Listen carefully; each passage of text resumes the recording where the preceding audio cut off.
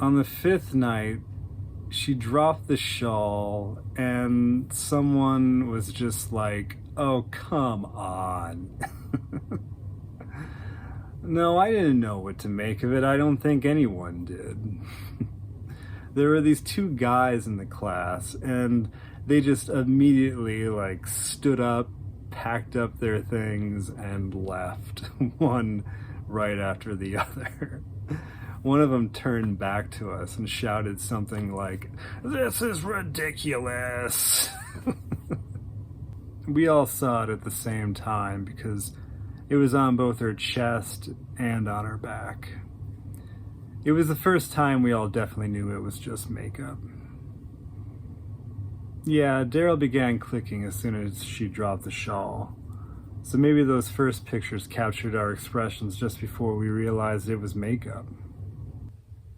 I think those are the pictures she used in the exhibition, from that very first moment of shock before we knew what was up.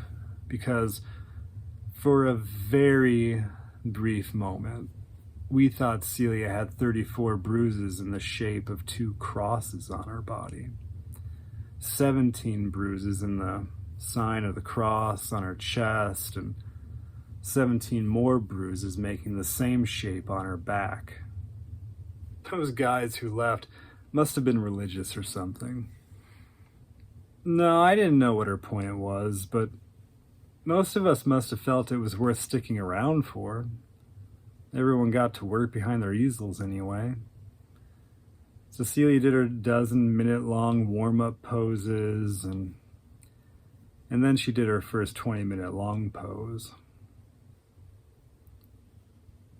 She lifted both of her arms and held them up in a limp T, and her head drooped down so that her chin rested on her right collarbone.